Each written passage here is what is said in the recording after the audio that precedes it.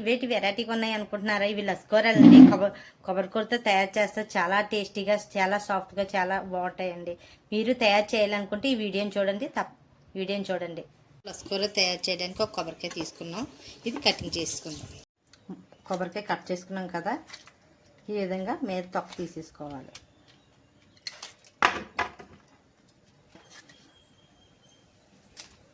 చూడండి, ఈ విధంగా తొక్క తీసుకున్న తర్వాత చూడు, మొత్తం తొక్క అంతా ఇలా తీసుకున్నామా, ఈ విధంగా తీసేసుకున్నాం. నెక్స్ట్ ముక్కలన్నీ ఒక ఈక్వల్ ఇలా కట్ చేసుకొని మిక్సీ పట్టుకున్నామంటే ముక్కలు ఉండిపోక మొత్తంగా కొబ్బరి తురుము బాగా వస్తుందన్నమాట. అది మిక్సీ పట్టుకున్నప్పుడు కూడా ఆగాగి మిక్సీ పట్టుకున్నాం అనుకో, కొబ్బరి తురుము అంతా కరెక్ట్ ఒకేగా ఉంటుంది. లేకపోతే కొన్ని ముక్కలు ఉండిపోవచ్చు. ఈ విధంగా సన్నంగా కట్ చేసుకుంటే ముక్కలు వండుకుంటా. చూడండి, ఈ విధంగా సన్నంగా కట్ చేసుకున్నామా, ఇప్పుడు మిక్సీ పట్టుకుందాం. ఆగాగి పట్టుకోవడం వల్ల ఒకసారి మిక్సీ చేసుకుంటే కొంచెం ఆగి మళ్ళీ మిక్స్ చేస్తే మొత్తం అంతా ఒకేలాగా తురుము వస్తుంది. ఇంకా చూడండి, మిక్సీలో తురుము ఎంత బాగా వచ్చింది చూడండి. లేదు మాకు అక్కడ తురుముకున్నదంటే అందులో తురిమేసుకున్నా పర్వాలేదు. ఈసారి తయారు చేద్దాం విధానం తెలుసుకుందాం అన్నమాట. ఈ గ్లాస్ తురుము అందులో తేమంతా పోయి డ్రైగా అయ్యే వరకు వేయించుకుందాం. నేను చెప్పింది ఒక కొబ్బరికాయ ఒక గ్లాస్ అయింది. నేను గ్లాస్ ప్రకారంగా చెప్తున్నాను. ఒక గ్లాస్ తురుముకి ఎంత క్వాలిటీ పడుతుంది అన్నది. లస్కూరలకి కలర్ ఎక్కువ మాడకూడదు, వైట్గానే ఉండాలి. కలర్ మారిపోతే లస్కూర కలర్ మారిపోతుంది అన్నమాట. లో ఫ్లేమ్లోనే తేమ పోయి డ్రైగా అయ్యే వరకు వేయించుకుందాం. లో ఫ్లేమ్లో వేయించుకున్నాం కదా, వాళ్ళు అందులో తేమంతా పోయి ఇక డ్రైగా అయిపోయింది కదా. ఇప్పుడు 2 స్పూన్లు నెయ్యి వేసుకుందాం. 2 లేక 3 మనకి ఇష్టం. నెయ్యి ఎంత అంటే అంత కొంచెం ఇష్టం వేసుకున్నా పర్వాలేదు. ఇక 3 స్పూన్లు నెయ్యి వేసుకుంటున్నాను. నెయ్యి వేసిన తర్వాత ఒక 5 నిమిషాలు 2 లేక 3 నిమిషాలు కలుపుకున్న తర్వాత మనం కాచి చల్లార్చిన పాలు వేసుకోవాలి.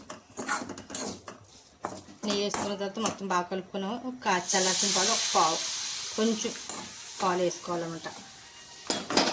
ఒక 50 గ్రాములు 40 గ్రాములు పాలు అన్నమాట. వేసుకున్న తర్వాత కొంచెం ఒక 2 నిమిషాలు మళ్ళీ కలుపుకోవాలి. కలుపుకున్న తర్వాత నెక్స్ట్ మనం గ్లాస్ పంచదార తీసుకున్నామా, ఇదంతా లో ఫ్లేమ్లోనే చేసుకోవాలి. హై ఫ్లేమ్లో అయితే మాడిపోతాయి అన్నమాట.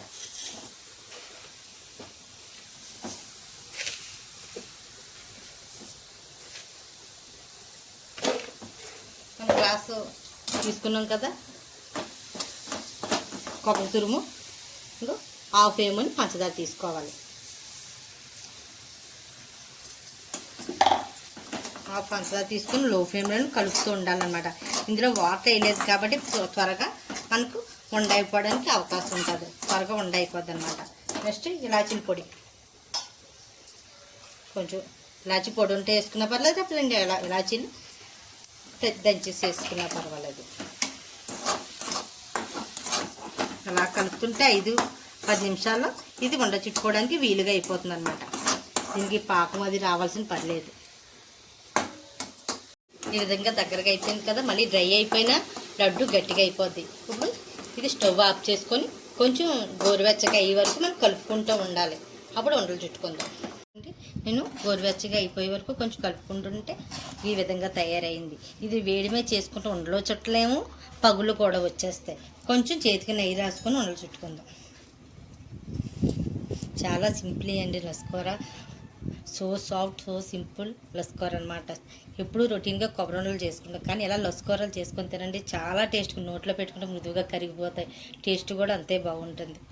చుట్టుకున్నామా, నేను కొబ్బరి తురుము కొంచెం ఉంచుకున్నాను అనమాట. దాన్ని ఎలా ఫ్రైగా దీని మీద మనం డీప్ చేసుకున్నాం అనుకో, డెకరేషన్ చూడడానికి కూడా బాగుంటుంది. మనం చూడండి లడ్డు ఎంత అందంగా కనబడుతుందా. చూడండి, టేస్టీ లస్కూరలు రెడీ అయిపోయి ఈ పిల్లలకి చేసి పెట్టారంటే ఒకటి కూడా వదలకుండా తినేస్తారు. అంత బాగుంటాయి అనమాట. మీరు తప్పక ట్రై చేయండి. ఈ వీడియో నచ్చినట్లయితే లైక్ చేయండి, షేర్ చేయండి, సబ్స్క్రైబ్ చేయండి.